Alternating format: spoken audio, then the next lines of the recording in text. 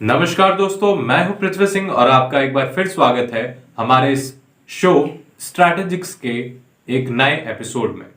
आज के इस एपिसोड में हम जानेंगे प्राचीन भारत के एक महान सैन्य विचारक कौटिल्य के बारे में। दोस्तों, कौटिल्य का भारतीय इतिहास में एक बहुत ही महत्वपूर्ण स्थान है। अपने विश्व विख्यात पुस्तक अर्थशास्त्र में कौटिल्य ने राजनीति, कूटनीति, छद्म नीति और सैन्य नीतियों के बारे में बहुत ही गहनता से वर्णन किया है। कौटिल्य के द्वारा बताई गई नीतियों का प्रयोग आज की नीति निर्माताओं के द्वारा भी किया जाता है। कौटिल्य का जन्म 375 ईसा पूर्व में प्राचीन भारत के तक्षशिला में हुआ था। इन्हें कौटिल्य के अलावा चाणक्य और विष्णुगुप्त के नाम से भी जाना जाता है। दोस्तों, मौर्य वंश के स्थापना करने में चंद्रगुप्त मौर्य की सहायता आचार्य कौटिल्य ने ही की थी, जिसके फलस्वरूप चंद्रगुप्त मौर्य ने नंद वंश का विनाश किया और साथ ही साथ भारत भूमि को विदेशी आक्रांताओं से भी मुक्ति दिलाई। आचार्य कौटिल्य की तीक्ष्ण बुद्धि का अनुमान हम उनके इस कथन से लगा सकते हैं। वे कहते हैं कि संभव है कि किसी धनुर्धर के धनुष से छूटा हुआ बाण किसी भी व्यक्ति को ना मारे, लेकिन एक बुद्धिमान व्यक्ति मां के गर्भ में पल रहे बच्चे को भी नष्ट कर सकता है। ऐसा कोई भी क्षेत्र नहीं रहा जो आचार्य कौटिल्य से अछूता रहा हो। आचार्य कौटिल्य की विलक्षण प्रतिभा से प्रभावित होकर डॉक्टर S.C. सरकार ने कहा है, he combined in himself the democracy of Stalin, the efficiency of Hitler, the imperialism of Churchill, the idealism of Wilson and the patriation of Chiang. अर्थात कौटिल्य में स्टालिन का प्रजातंत्र, हिटलर की कुशलता, विल्सन का आदर्शवाद, चर्चिल का साम्राज्यवाद और चियांग की देशभक्ति एक साथ विद्यमान थी। अपने युद्ध दर्शन के बारे में कौटिल्य ने जिन सिद्धांतों का प्रतिपादन किया है वे इस प्रकार हैं। परंपरागत चतुरंग बल यानी अश्वसेना, गज सेना, रथ सेना और पैदल सेना के अलावा कौटिल्य ने नौबल, विष्टिबल, चरबल और दैशिक बल का भी उल्लेख किया है। कौटिल्य ने अर्थशास्त्र में सेना के 6 प्रकार बताए। मौल बल, राज्य के प्रति वफादार और वंशानुगत सैनिक परिवारों से चयन करके जो नियमित सेना संगठित की जाती थी उसे मौल बल कहते थे। इसे राजधानी की सुरक्षा के लिए रखा जाता था। भृतक बल, युद्ध के समय या आवश्यकता पड़ने पर जब राजा अपने राज्य से वैतनिक या भत्ते की शर्तों के आधार पर नागरिकों से सैनिकों का चयन करके जो सेना संगठित करता था वह भृतक बल कहलाता था। श्रेणी बल, इसमें लड़ाकू जाति के सैनिक रखे जाते थे। कौटिल्य ने उदाहरण स्वरूप सौराष्ट्र और कंबोज की क्षत्रिय श्रेणियों के नाम दिए हैं। राज्य के अंतर्गत कुछ ऐसे भी गांव होते थे जहां सैनिक पेशे के लोग बसते थे जो राजा को करों के बदले सैनिक दिया करते थे। इन गांवों को अर्थशास्त्र में आयुधीय कहा गया है। मित्र बल, आक्रमणात्मक अथवा सुरक्षात्मक कार्यों में राजा की सहायता के लिए उसके मित्र राजा द्वारा भेजी गई सेना मित्र बल कहलाती थी। अमित्र बल, ऐसी सेना जिसका संदेह में शत्रु द्वारा परित्याग कर दिया गया हो अथवा भेद उत्पन्न कर शत्रु सेना को अपनी तरफ मिला लिया गया हो या शत्रु राज्य पर अधिकार करके उसकी सेना को अपनी तरफ मिला लिया गया हो तो उसे अमित्र बल कहा जाता था। अटवी बल, इसमें अन्य जंगली जाति के लोगों की स्वतंत्र सेना होती थी। यह सेना अपने सेनानायक के अतिरिक्त और किसी के भी अधीन नहीं रहती थी।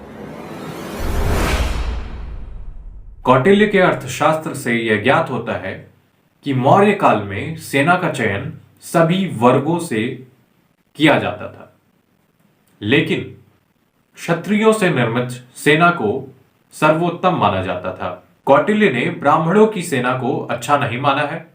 कौटिल्य कहते हैं कि क्षत्रियों के बाद शूद्रों और वैश्यों की संख्या भारी मात्रा में सेना में रखनी चाहिए। ऐसा मालूम होता है कि युद्ध के समय जब स्थायी सेना की संख्या कम पड़ती होगी तो इन वर्गों से भी अधिक मात्रा में सैनिकों को भर्ती किया जाता रहा होगा। कौटिल्य के अर्थशास्त्र में मुख्य 2 प्रकार के यंत्रों का वर्णन किया गया है पहला स्थिर यंत्र और दूसरा चल यंत्र। सर्वतोभद्रजा, बहुमुख, विश्वासघाती, संघाती, यानक, पर्यंजक आदि कुछ स्थिर यंत्र के उदाहरण हैं।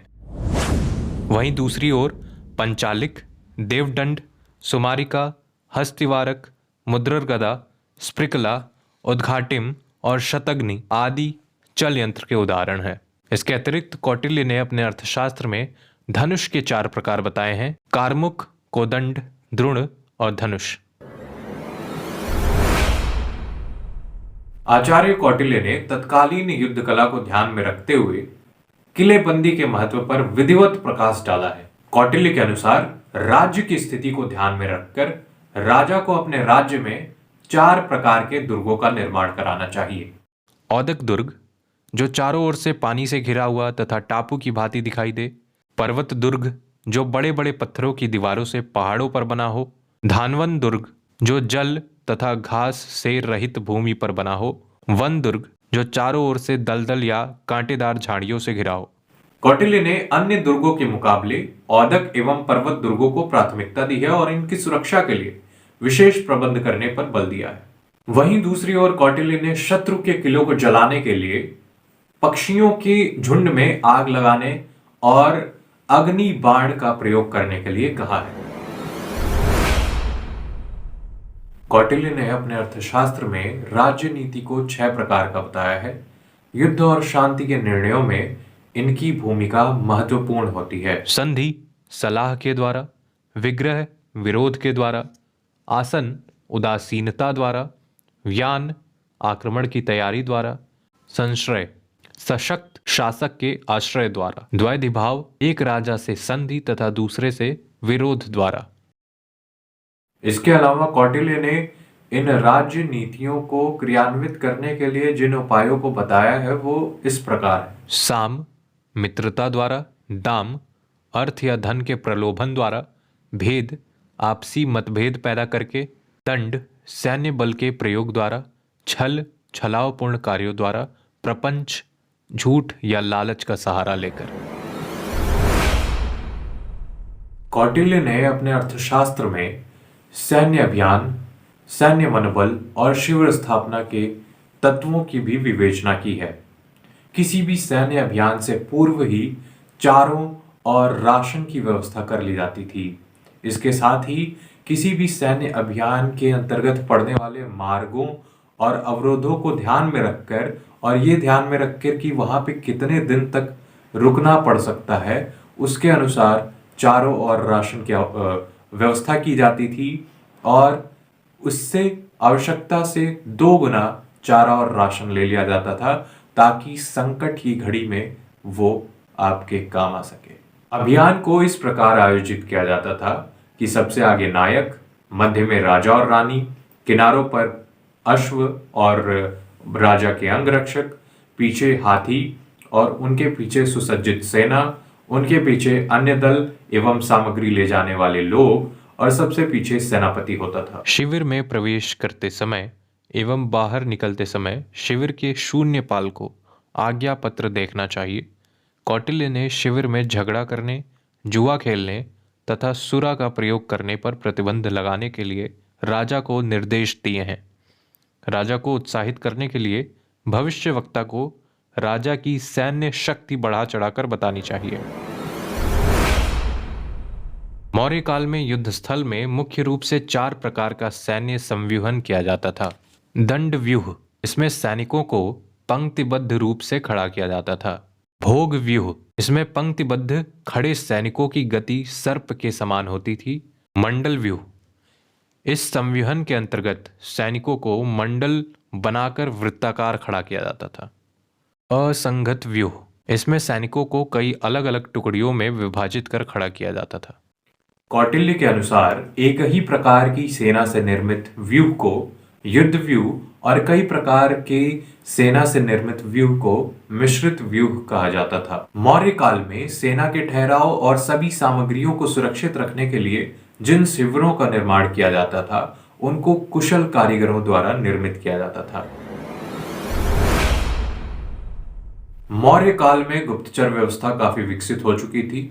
गुप्तचरों का कार्य होता था शत्रुओं की गतिविधि का पता लगाना, शत्रुओं की सेना में फूट डालना, अफवाह फैलाना और छद्म वेश धारण करके शत्रु के इलाके में भ्रमण करना। विधवाएं, ब्राह्मणी, वैश्याएं और विषकन्याएं भी गुप्तचर विभाग में नियुक्त की जाती थीं। विषकन्याएं दुश्मन के सेनापति को या फिर अन्य किसी राजपुरुष को अपने सौंदर्य जाल में फंसाकर उन्हें नष्ट कर देती थीं। मौर्य काल में राजदूत प्रथा का भी प्रचलन था। गुप्तचर को राजा की आंख तथा राजदूत को राजा का मुख माना जाता था। युद्ध घोषित होने के संदेश तथा संधि के प्रस्ताव आदि राजदूत के माध्यम से ही दूसरे राजा के पास भेजे जाते थे। परराष्ट्र नीति का संपूर्ण कार्यान्वयन राजदूत के द्वारा ही पूरा होता था। उस समय राजदूतों की 3 प्रमुख श्रेणियां होती थी और तीनों प्रकार के राजदूतों के अलग अलग कार्य होते थे। कौटिल्य के अर्थशास्त्र में सेना के लिए सांकेतिक भाषा की चर्चा की गई है। सेना को विभक्त करने, बिखरी सेना को एकत्र करने, आगे बढ़ी सेना को रोकने, रुकी हुई सेना को आगे बढ़ने, आक्रमण करने, पीछे लौटने आदि बातों के लिए इस सांकेतिक भाषा का प्रयोग किया जाता था। दोस्तों, कौटिल्य ने ऐसे अन्य और भी बहुत सारे सिद्धांत दिए हैं जो भारत की विदेश नीति के निर्माण में आज भी अपना योगदान देते हैं। ऐसे ही अन्य कई सारे सिद्धांत हैं और उनके विचार हैं जिनको इस एक वीडियो में बता पाना मुमकिन नहीं है। जैसे राज्य के स्वरूप के बारे में उन्होंने सप्तांग सिद्धांत दिया था और मंडल सिद्धांत भी दिया था। तो दोस्तों, आज के इस एपिसोड में बस इतना ही। आपको ये वीडियो कैसा लगा हमें कमेंट करके ज़रूर बताइए।